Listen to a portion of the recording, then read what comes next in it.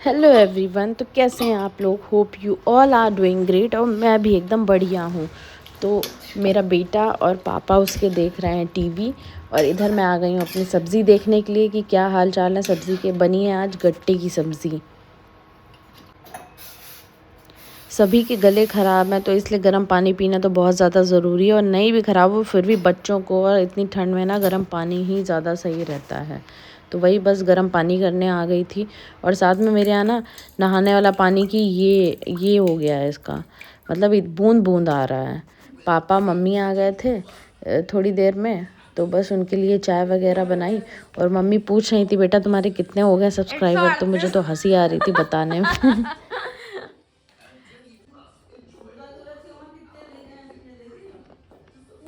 वो लोग तो उनके भी ऐसे हैं, 400-500 हैं, नहीं है ज्यादा। थक गई है दीदी। हैं? दीदी की एक्टिंग कर रहे हो? दीदी तो दौड़ के आई है इसलिए थक गई है। तुमने कहाँ दौड़ा है? वो तो पूरा वहां से इतना दौड़ के आई है इसलिए थक गई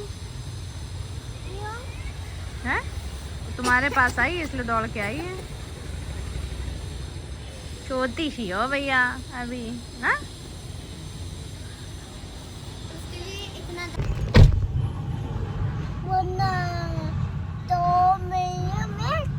कहाँ आए हो सब्जी लेने?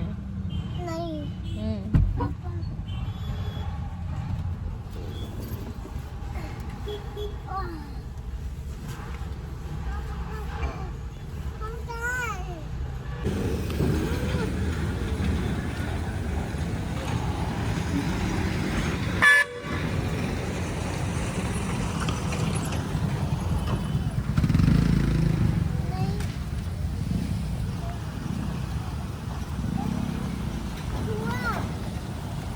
चुकंदर गाजर थोड़ा ऐसे लग रहा है। चुक्कू चुक्कू चुक्कू चुक्कू चुक्कू चुक्कू।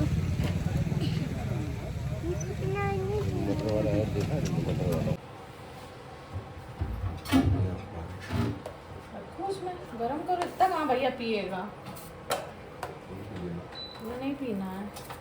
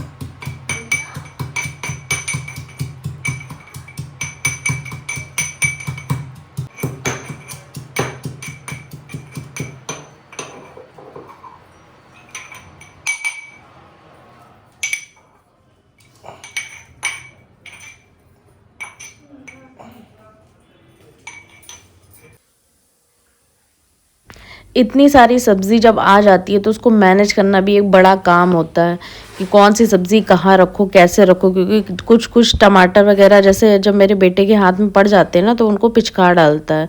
तो वही मैं सब्ज़ियाँ मैनेज कर रही थी, साथ में सोचा कि अभी पापा मम्मी बैठे हुए हैं तो जल्दी से एप्पल काट के ना दे देती हूँ बेटे के लिए, तो वो खिला देंगे। क्योंकि बच्चे को ना खिलाने वाला भी एक चाहिए, कभी कभी वो मेरे ही हाथ से खाते खाते ना बहुत ज़्यादा बोर हो जाता है। तो इसीलिए जब पापा हों या मम्मी हो तो कुछ ऐसा काट के मैं दे देती हूँ, तो जो है वो खा लेता है। और आज मैं इस बार ना स्ट्रॉबेरी भी ले आई थी।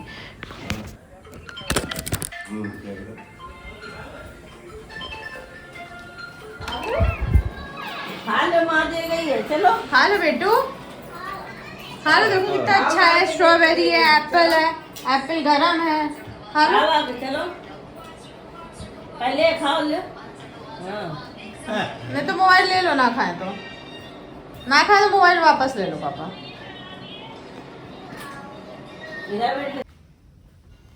अब इतनी ठंड में जो है ये जो फ्रिज की बास्केट है वो तो फ्रिज में रखेंगे नहीं, तो इसलिए मैं क्या करती हूँ ये फ्रिज की बास्केट निकाल के उसमें सब्ज़ी वगैरह डाल के उसको तखत के नीचे रख देती हूँ। तो ये मुझे ज़्यादा सही लगता है, क्योंकि फिर बहुत ज़्यादा ही कुछ सब्ज़ियाँ ठंडी हो जाती हैं, फिर काटने में भी बहुत ज़्यादा ठंडी लगती हैं, और कुछ तो फिर ठंडक की वजह से ख़राब भी हो जाती हैं। तो इसीलिए यही बेटर है कि उसकी डोलची वगैरह निकाल के जो है कहीं और रख दी जाए। और मैं तो सोच रही हूँ जैसे गांव में नहीं होता है, मेरे यहाँ तो झवाई बोली जाती है, उसमें सब्जियाँ रखी जाती हैं, तो एक ले आऊँ बड़ी सी, वो काफ़ी बड़ी सी होती है, काफ़ी सारी सब्जियाँ उसमें आ जाती हैं। यहाँ पे ये छोटी सी है पिंक कलर की एक डलिया हमने ली हुई है, और साथ में ये फ्रिज की बास्केट होगी, तो इन दोनों में मिला के ना मेरी सब्ज़ी पूरी वैसे आ जाती है।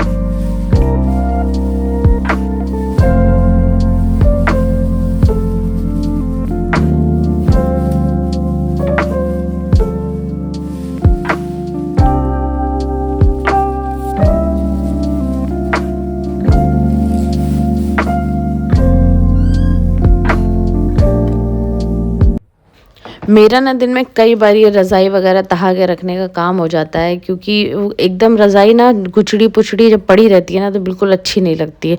तो जब भी मुझे दिखती है और टाइम होता है तो मैं उसको तहा के रख देती हूँ।